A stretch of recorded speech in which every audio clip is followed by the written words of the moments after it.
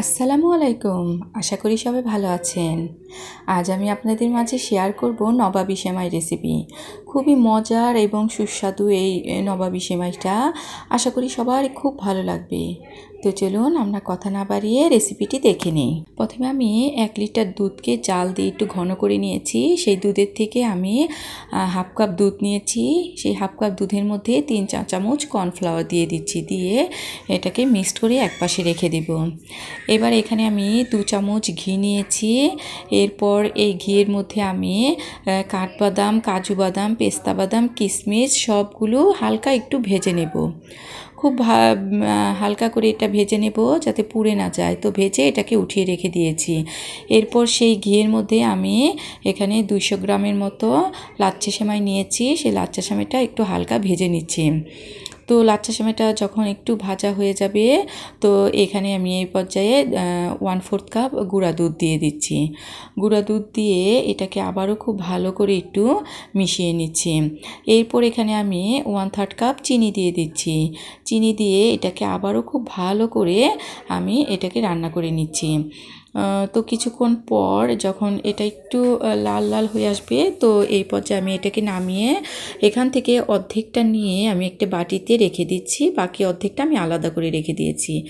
এরপর এখানে আমি 3 কাপ দুধ নিয়েছি, লিকুইড দুধটা। তো এই দুধের মধ্যে আমি আবার 1/4 কাপ গুঁড়া দুধ দিয়ে দিচ্ছি এবং 1/4 কাপ আমি চিনি অ্যাড করে দিচ্ছি। তো দিয়ে এটাকে আমি রান্না করব। তো এরপর আমি এখানে যে কর্নফ্লাওয়ার গুলিয়ে রেখেছিলাম সেই কর্নফ্লাওয়ারের দুধটা এখানে দিয়ে দিচ্ছি। দিয়ে এটাকে কিছুক্ষণ আমি জাল দিব। তো কিছুক্ষণ পর জাল দেওয়ার পর দেখুন সুন্দর একটা ঘন হয়ে আসছে। তো এই পর্যায়ে আমি এই দুধটাকে নামিয়ে নিব। নামিয়ে যে সেমাইটা রেখে দিয়েছিলাম অর্ধেকটা, সেই অর্ধেকটা সেমাইয়ের উপর আমি এই ঘন দুধটা দিয়ে দিচ্ছি। তো ঘন দুধটা দিয়ে এর উপরে যে বাকি অর্ধেক সেমাই ছিল সেই বাকি অর্ধেক সেমাইটা এর উপরে আমি সুন্দর করে সাজিয়ে দিচ্ছি। এরপর এখানে আমি যে সেই কাঠবাদাম, কিশমিশ, কাজু বাদাম এবং পেস্তা বাদাম রেখেছিলাম একটু ঘির মধ্যে ভেজে সেগুলো এই সেমাইয়ের উপরে আমি সুন্দর করে সাজিয়ে দিয়ে দিচ্ছি। তার উপরে কিছু পিস পিস করে চেরি কেটে রেখেছিলাম সেই চেরিগুলো দিয়ে দিচ্ছি।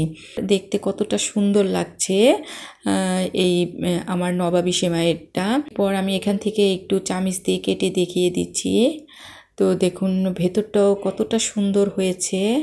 তো সেমাইটা দেখতে যেমন সুন্দর হয়েছে, খেতে তো খুবই মজা হয়েছে।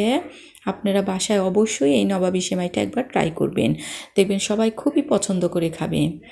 আর আমার এই নবাবী সেমাই রেসিপিটি যদি আপনাদের ভালো লাগে অবশ্যই লাইক, শেয়ার করবেন এবং সাবস্ক্রাইব করবেন। Thanks for watching this video. ভালো থাকবেন, সুস্থ থাকবেন। আল্লাহ হাফেজ।